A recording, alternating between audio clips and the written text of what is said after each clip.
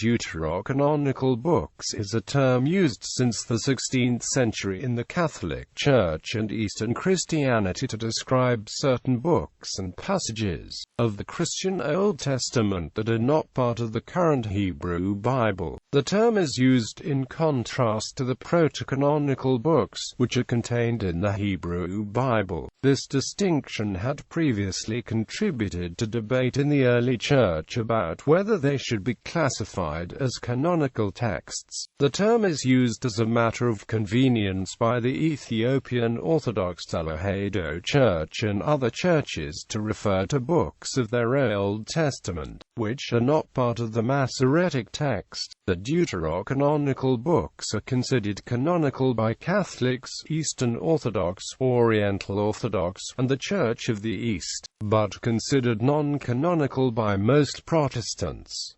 The word Deuterocanonical comes from the Greek meaning belonging to the second canon. The original usage of the term distinguished these scriptures both from those considered non-canonical and from those considered protocanonical. However, some editions of the Bible include text from both Deuterocanonical and non-canonical scriptures in a single section designated Apocrypha. This arrangement can lead to conflation between the otherwise distinct terms Deuterocanonical and apocryphal. In the Roman Catholic Church, Philip Schaff says that the Council of Hippo in 393 and the Third Council of Carthage in 397, under the influence of Augustine, who attended both, fixed the Catholic canon of the Holy Scriptures, including the Apocrypha of the Old Testament. This decision of the Transmarine Church, however, was subject to ratification and the concurrence of the Roman See it received when Innocent I and Gelasius I repeated the same index of biblical books. This canon remained undisturbed till the 16th century, and was sanctioned by the Council of Trent at its fourth session. The Council of Trent supported the decisions about which books to include in the canon that were determined by earlier councils in 1546. While the majority at Trent supported this decision, there were participants in the minority who disagreed with the books accepted in the canon. Among the minority at Trent were Cardinals Siri Pando and Cajetan, the latter an opponent of Luther at Augsburg. The Fathers in session at Trent confirmed the statements of earlier regional councils, which also included the Deuterocanonical books, such as the Synod of Hippo and the Councils of Carthage of 397. The Catholic Deuterocanonical scriptural texts are Tobit, Judith, additions to Esther, Wisdom, Sirach, Baruch, including the letter of Jeremiah, additions to Daniel, Prayer of Azariah and Song of the Three Holy Children, Susanna, Bel and the Dragon, 1 Maccabees, 2 Maccabees. Historical background. Deuterocanonical is a term coined in 1566 by the theologian Sixtus of Siena, who had converted to Catholicism from Judaism, to describe scriptural texts of the Old Testament considered canonical by the Catholic Church but which are not present in the Hebrew Bible today, and including some texts which had been omitted by some early canon lists, especially in the East. Their acceptance among early Christians was widespread, though not universal, and the Bible of the early Church always included, with varying degrees of recognition, books now called Deuterocanonical. Some say that their canonicity seems not to have been doubted in the Church until it was challenged by Jews after AD 100, sometimes postulating a hypothetical Council of Jamnia. Regional councils in the West published official canons that included these books as early as the 4th and 5th centuries. The Catholic Encyclopedia states that at Jerusalem there was a renewal, or at least a survival, of Jewish ideas, the tendency there being distinctly unfavorable to the Deuterists. Saint Cyril of Jerusalem, while vindicating for the Church the right to fix the canon, places them among the Apocrypha, and forbids all books to be read privately which are not read in the churches. In Antioch and Syria the attitude was more favorable. Saint Epiphanius of Salamis hesitated about the rank of the Deuterists. While he esteemed them, they did not hold the same place as the Hebrew books in his regard. On the other hand, the Oriental versions and Greek manuscripts of the period are more liberal. They have all the Deuterocanonicals and, in some cases, certain Apocrypha. In the Latin Church, all through the Middle Ages, there is evidence of hesitation about the character of the Deuterocanonicals. One is favorable, the other unfavorable to their authority and sacredness. Wavering between the two are a number of writers whose veneration for these books is tempered by some perplexity as to their exact standing, and among those is St. Thomas Aquinas.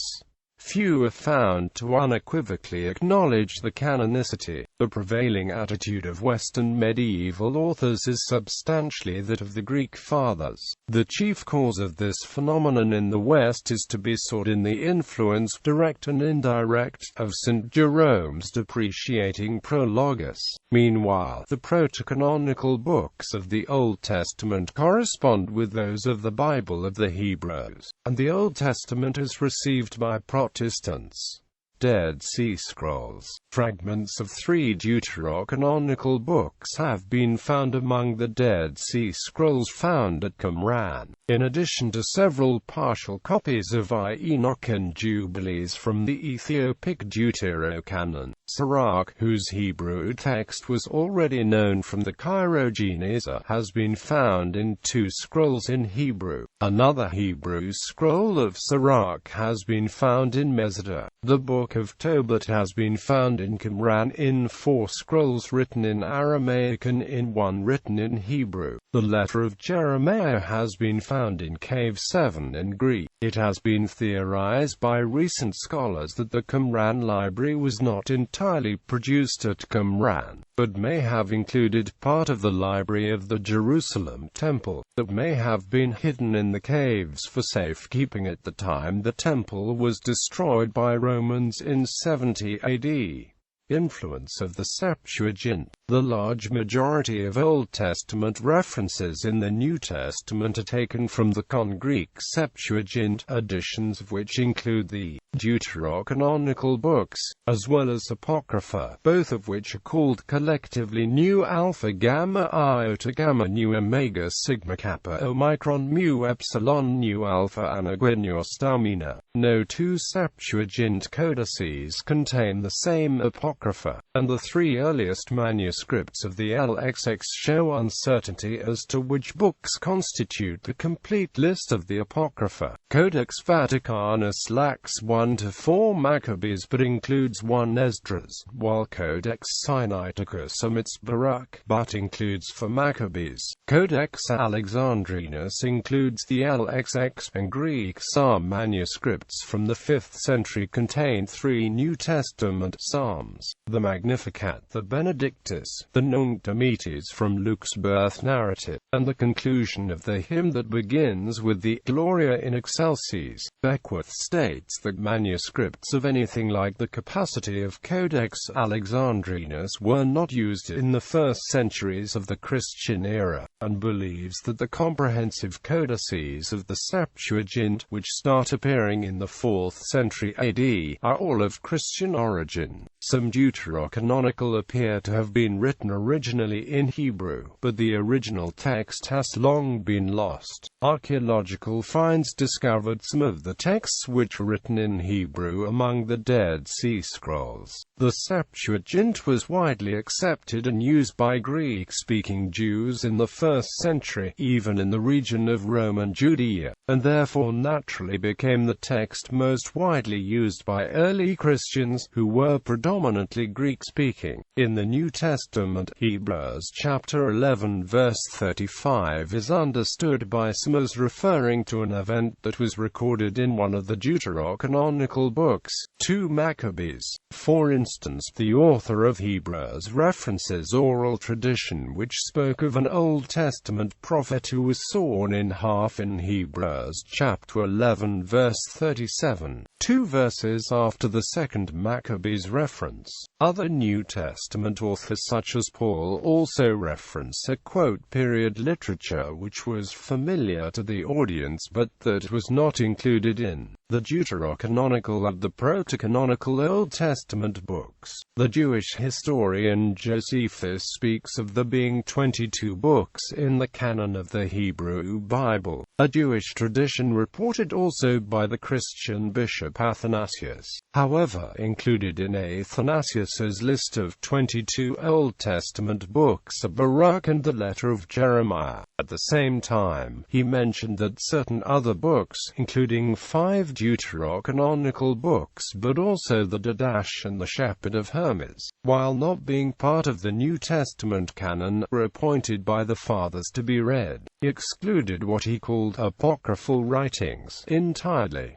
Influence of Jerome. Jerome in the Vulgate's prologues describes a canon which excludes the Deuterocanonical books, possibly excepting Baruch. In his prologues, Jerome mentions all of the Deuterocanonical and apocryphal works by name as being apocryphal or not in the canon except for Prayer of Manasses and Baruch. He mentions Baruch by name in his prologue to Jeremiah and notes that it is neither read nor held among the Hebrews, but does not explicitly call it apocryphal or not in the canon. The inferior status to which the Deuterocanonical books were relegated by authorities like Jerome is seen by some as being due to a rigid conception of canonicity, one demanding that a book, to be entitled to this supreme dignity, must be received by all, must have the sanction of Jewish antiquity, and must moreover be adapted not only to edification, but also to the confirmation of the doctrine of the Church. Eventually, however, Jerome's Vulgate did include the Deuterocanonical books as well as Apocrypha. Jerome referenced and quoted from some as scripture despite describing them as not in the canon. Michael Barber asserts that, although Jerome was once suspicious of the Apocrypha, he later viewed them as scripture. Barber argues that this is clear from Jerome's epistles. He cites Jerome's letter to Eustochium, in which Jerome quotes Sirach 13:2.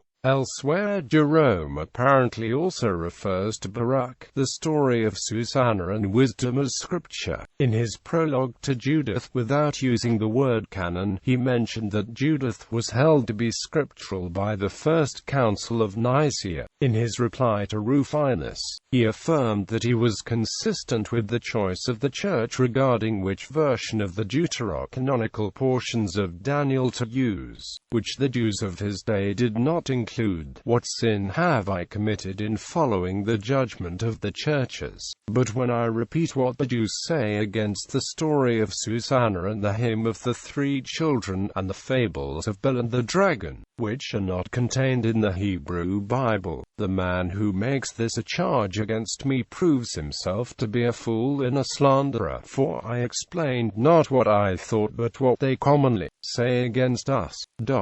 Thus Jerome acknowledged the principle by which the canon would be settled, the judgment of the Church, rather than his own judgment, the judgment of Jews. Though concerning translation of Daniel to Greek, he wondered why one should use the version of a translator whom he regarded as heretic and Judaizer. The Vulgate is also important as the touchstone of the canon concerning which parts of books are canonical. When the Council of Trent listed the books included in the canon, it qualified the books as being entire with all the parts, as they have been used to be read in the Catholic Church, and as they are contained in the Old Latin Vulgate edition. This decree was clarified somewhat by Pope Pius XI on June 2, 1927, who allowed that the Common Johanneum was open to dispute, and it was further explicated by Pope Pius XII's Divino Afflanti Spiritu. In Orthodox Christianity, outside the Roman Catholic Church, the term Deuterocanonical is sometimes used, by way of analogy, to describe books that Eastern Orthodoxy and Oriental Orthodoxy included in the Old Testament that are not part of the Jewish Tanakh, nor the Protestant Old Testament. Among Orthodox, the term is understood to mean that they were compiled separately from the primary canon, as explained in 2 Esdras, where Esdras is instructed to keep certain books separate and hidden. Eastern Orthodoxy. The Eastern Orthodox churches have traditionally included all the books of the Septuagint in their Old Testaments. The Greeks used the word anagoniostamina to describe the books of the Greek Septuagint that are not present in the Hebrew Tanakh. When Orthodox theologians use the term Deuterocanonical, it is important to note that the meaning is not identical to the Roman Catholic usage. In Orthodox Christianity, Deuterocanonical means that a book is part of the corpus of the Old Testament but has secondary authority. In other words, Deutero applies to authority or witnessing power, whereas in Roman Catholicism, Deutero applies to chronology, not to authority. The Eastern Orthodox canon includes the Deuterocanonical books listed above, plus 3 Maccabees and 1 Esdras, while Baruch is divided from the Epistle of Jeremiah, making a total of 49 Old Testament books in contrast with the Protestant 39-book canon. Like the Roman Catholic Deuterocanonical books, these texts are integrated with the rest of the Old Testament, not printed in a separate section. Other texts printed in Orthodox Bibles are considered of some value or are included as an appendix.